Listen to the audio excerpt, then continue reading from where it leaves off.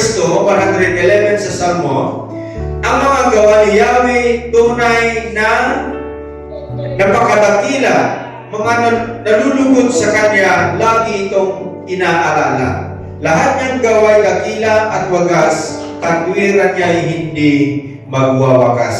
Maraming salamat, Panginoon, sa oras na ito. Maraming salamat, O Diyos, sa kadakilaan mo sa buhay ng bawat isa sa amin. Maraming salamat, Panginoon, sa mga kamanghamanghang gawa mo sa aming mundo, Panginoon.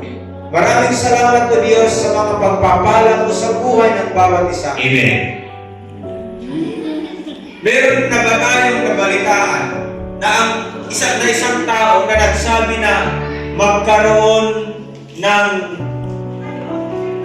kahoy na nagbibigay bunga?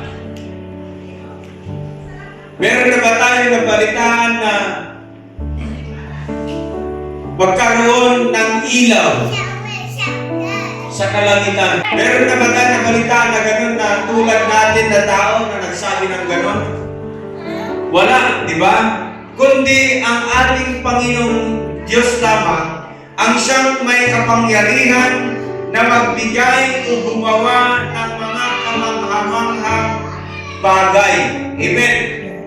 Kaya sa umagang ito, ang gusto ng Diyos ay makita natin, mapansin natin ang Kanyang mga gawa mula sa pinakamaliit hanggang sa pinakamalaking dakilang bagay na gawa ng Diyos. Kasi sa atin mga kapatid, kung hindi natin nakikita, kung hindi natin napapansin, yung maliit, halimbawa yung maliit na gawa ng Diyos, paano natin mapapansin kung makita yung malaking bagay na ginawa ng Diyos? Pero ang sabi ni King David sa kanyang mga salita in the book of Psalms, yung binasa ko sa inyo, ay tunay nga, Panginoon, o tunay nga na ang gawa ni Yahweh ay napakadakila.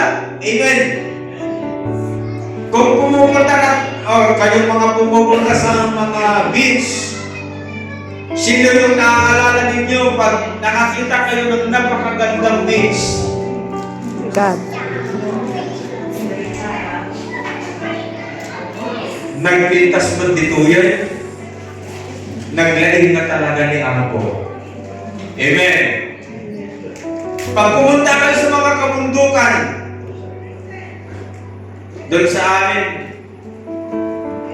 pag pumunta ka doon sa pinakamataas na bundok, tanaw mo lahat yung mga kabahayan doon sa ibaba. Pumunta si Pastora doon sa stockpile ng Little Baguio of Luba. Para talagang makita mo talaga yung buong Abra. Makikita mo ito talaga kasi pinakamataas. Pag alas 4, alas 5 na ng hapon, lalo na pag 4 months, ay parang bagyo na talaga. So, doon ka na mamangha. Tapos paglubog ng araw, paglulubog na yung araw, ang akala mo nandyan lang sa harapan mo. Ang akala mo ay malapit lang. Pero, pag sadyang napakadakila, ang mga gawa ng ating Panginoon at doon tayo namamangha. Amen? So, ang sabi ng salita ng Diyos, dakila ang mga gawa ng Diyos. Dito sa verse 5 hanggang sa 9, babasahin ko sa inyo, ang sa Kanya gumagalang pagkain ay sagana. Pangako ni Yahweh ay di nasisira. Ipinadama niya ang mga hinirang, ang kapangyarihan niyang tinataglay, nang ibigay niya lupa ng dayuhan. Ang gawa ng Diyos matuwid at sapat, at maasahan lahat niyang batas. Ito ay lalagi at di magwawakas, pagkat ang sila'y salita'y totoo at matapat.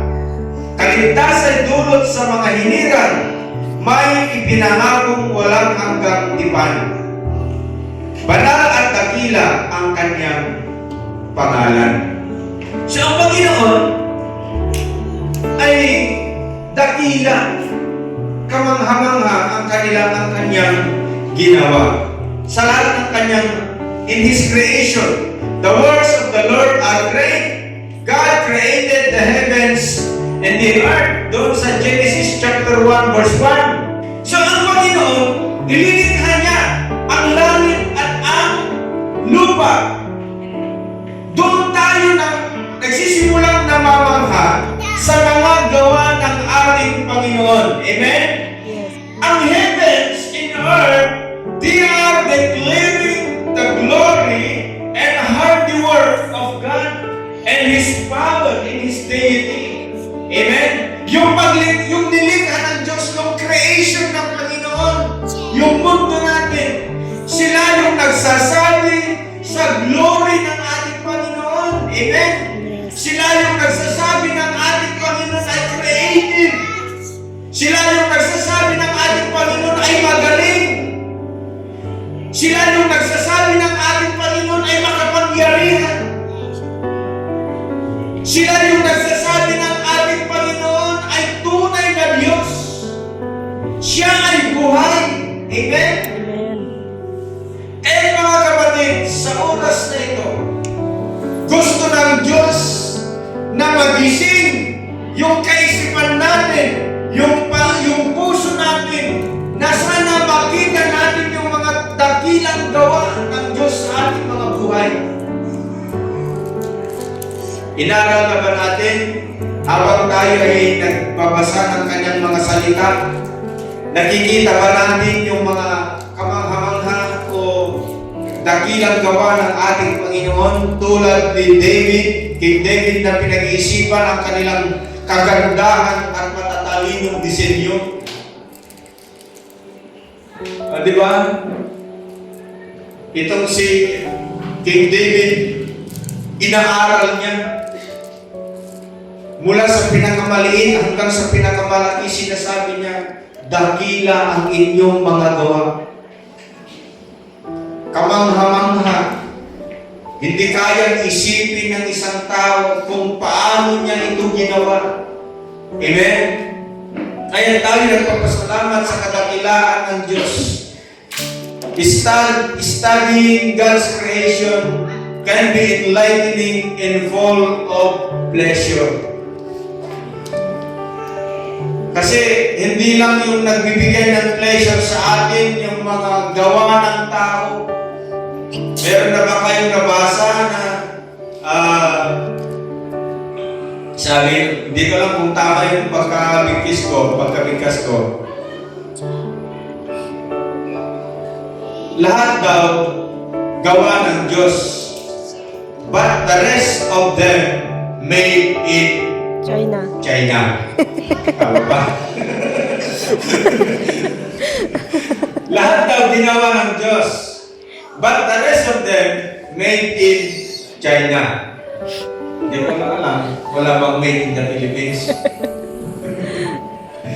Pero lahat ay gawa ng Diyos. Amen? Kung ano yung meron ngayon, yan ay gawa ng Diyos. Ginagamit lang ng Diyos. Ang mga tao, binibigyan niya sila ng karunungan. Binibigyan sila ng galing. Upang sa ganun ay makapag-create sila ng mga bagay na nakakamangha din. Pero, kung minsan, ang mga tao inaangkin yung glory. Ako yung gumawa. Pag hindi mo na siya na-appreciate, wala na. Hindi ko na yan gagawin. Pero ang ating Panginoon, yung original, yung genuine na gawa ng Diyos, nakakamangha talaga. Amen. Amen?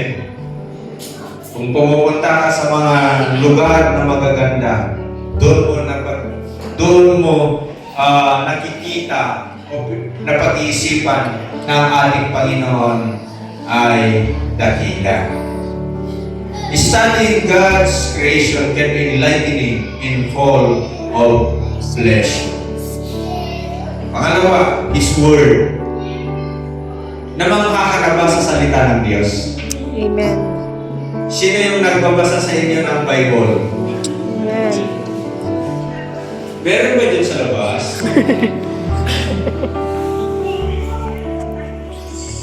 dakila ang mga gawa ng Diyos. His Word. Alam ninyo, yung salita ng Diyos, nakakabangha. The number one best-seller book in the world. Ito yung number one, yung best-seller na libro sa buong mundo, mga kapatid. David's praise the value of God's Word. Chapter 19, babasahin natin. Chapter 19, verse 7 to 11. Ang batas ni Yahweh, walang labis, walang kulang. Amen. Ito'y nagbibigay sa tao ng panibagong kalakasan.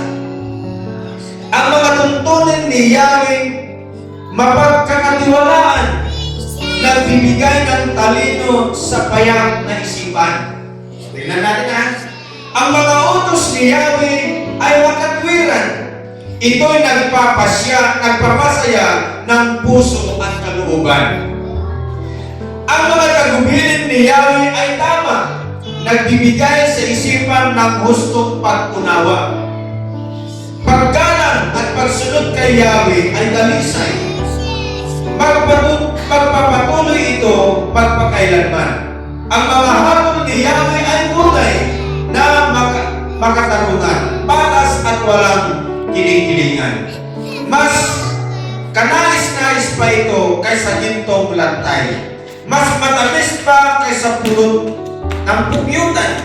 Ang mga utos mo, Yahweh, ay babala sa iyong lingkod. May malaking gantimpala kapag ating sinusunod. Amen.